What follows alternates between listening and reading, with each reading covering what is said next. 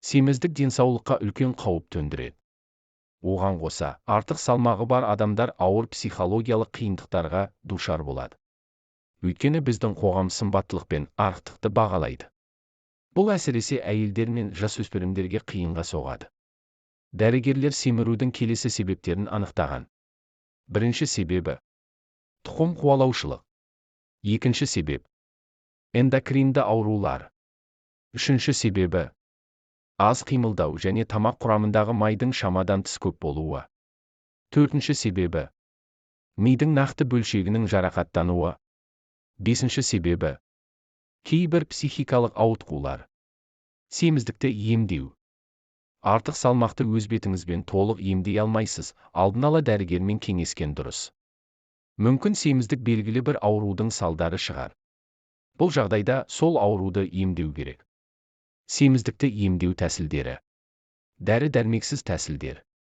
Калориясы төмен азыққа негізделген емдәм мен жүйелі дене жаттығулары. Барлық диеталар келесі талаптарға сай болу қажет. Калорияның айқын тапшылығын қалыптастыра отырып, денсаулыққа зиянын тигізбеу үшін тиімді және үйлестірілген тағам пайдалану. Бірде-бір дәрігер өте аз уақыт ішінде салмақ тастауға көмектесетін диетаны құптамайды. Семіздіктен біртіндеп арылу қажет. Есіңізде болсын. Дәрігерлер аяғы ауыр әйелдер мен кішкентай балаларға арықтауға рұқсат бермейді. Әдетте балалар дене қимылының аздығынан семіреді. Дұрысы, томпақ балақайдың бойы салмағын қуып жеткенше бір қалыпта ұстауға тырысу керек. Семіздік медициналық мәселе.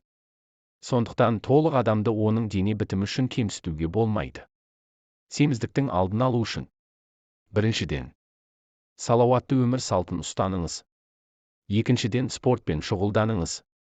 Үшіншіден, көкөніс пен жемістерді көбірек жеңіз. Төртіншіден, артық салмақ қосқаныңызды байқаған сәттен бастап, спорт және қауіпсіз диетаның көмегімен арықтауға тырысу керек. Егер әсері болмаса, дәрігерге қаралаңыз.